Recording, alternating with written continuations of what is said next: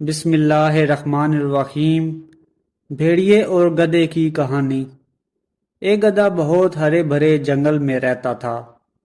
ایک دفعہ بہت مزے سے گھاس کھا رہا تھا کہ اچانک ایک خونخوار بھیڑیا اس طرف آ نکلا اور غرا کر بولا، آج میں تمہیں ضرور کھاؤں گا۔ گدھا پہلے تو بہت ڈر گیا، مگر پھر اس کی عقل نے کام کیا اور وہ زور زور سے چلانے لگا، ہائے مر گیا! ساتھ ہی اپنا ایک پاؤں اٹھا کر لنگڑانے لگا۔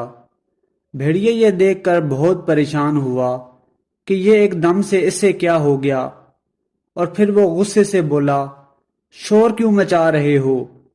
گدھے نے جواب دیا، شور نہ مچاؤں تو اور کیا کروں؟ میرے پاؤں میں کانٹا چبھ گیا ہے، ذرا یہ کانٹا تو نکال دو، پھر بے شک آرام سے مجھے کھا لینا۔ میں کانٹا کیوں نکالوں؟ بھیڑیے نے جواب دیا۔ گدھا بولا، سوچ لو، اگر تم یہ کانٹا نہیں نکالو گے تو یہ تمہارے گلے میں پھنس جائے گا۔ گدھے کا یہ وار کام کر گیا اور بھیڑیا سوچنے لگا، پہلے کانٹا نکال ہی دوں پھر اسے کھاؤں گا۔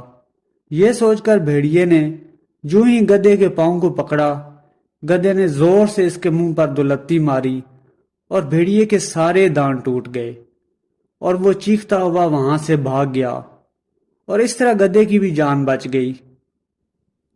اس حقائق کا نتیجہ یہ ہے کہ جان پر بن جائے تو بے وقوف سے بے وقوف کو بھی کوئی نہ کوئی تدبیر آ ہی جاتی ہے، کیونکہ جان تو سب کو ہی پیاری ہوتی ہے، چاہے وہ کتنا ہی کم عقل کیوں نہ ہو، کوئی نہ کوئی حل نکال ہی لیتا ہے۔